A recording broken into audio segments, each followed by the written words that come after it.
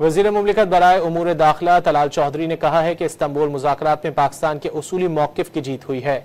उम्मीद है कि चीज़ें मुस्बत तरीके से आगे बढ़ेंगी। पाकिस्तान और अफ़गान तालिबान के दरमियान मुज़ाकरात के मुश्तरका एलामिये पर रद्द-ए-अमल देते हुए उन्होंने कहा कि अफ़गानिस्तान का अमन पाकिस्तान के साथ जुड़ा हुआ है।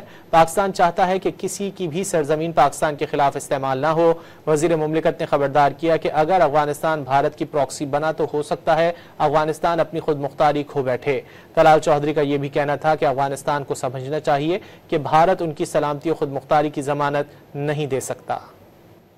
वज़ीर मुमलिकत बराए उमूर दाखिला तलाल चौधरी ने कहा है कि इस्तांबुल मुज़ाकरात में पाकिस्तान के उसूली मौक़िफ़ की जीत हुई है। उम्मीद है कि चीज़ें मुस्बत तरीके से आगे बढ़ेंगी। पाकिस्तान और अफ़गान तालिबान के दरमियान मुज़ाकरात के मुश्तरका एलामिये पर रद्द-ए-अमल देते हुए उन्होंने कहा कि अफ़गानिस्तान का अमन पाकिस्तान के साथ जुड़ा हुआ है।